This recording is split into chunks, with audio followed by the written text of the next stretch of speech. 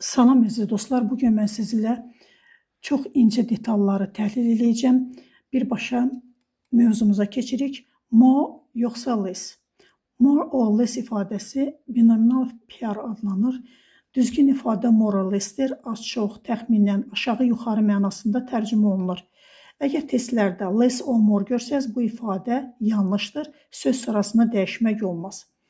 Very-ni artıq siz bilirsiniz ki, sifətin adi dərəcəsində işlənir, lakin the, very ifadəsi özündən sonra üstünlük dərəcəsi tələb edir.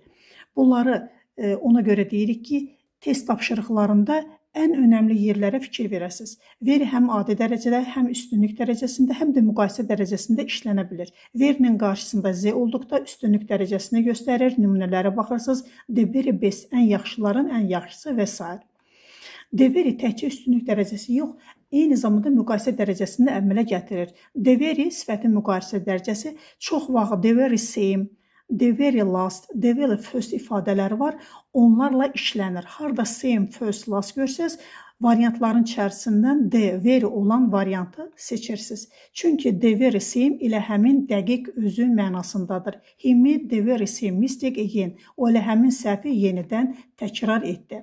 Müqayisə dərəcəsini gücləndirmək üçün daha çox, hətta daha da kimi tərcümə edilir. Bu zaman sifətin müqayisə dərəcəsinin adi ismin qaydasından, sifətin qaydasından bildiyimiz kimi betterdir, more'dir, less'dir.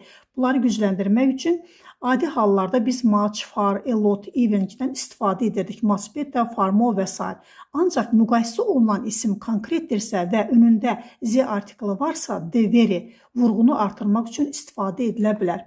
Adi standart halda much better, çox daha yaxşı, amma enfatik gücləndirilmiş şəkildə isə the very better choice. Ən dəqiq, hətta daha üstün seçim iki şey arasında dəqiq vurğu edərkən istifadə olunur. Burada əsas şərt nədir? Müqayisə dərəcəsində very tək başına işlənə bilməz, yəni very better deyə bilmərik. Düzgün versiya belə olmalıdır.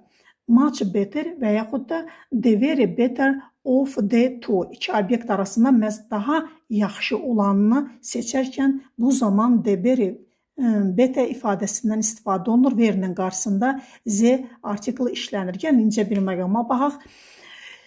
Very yoxsa much? Very üstünlük dərəcəsinin qarşısında z artiklından sonra gəlir, yəni z very best. Much isə z artiklından əvvəl gəlir. Much the best.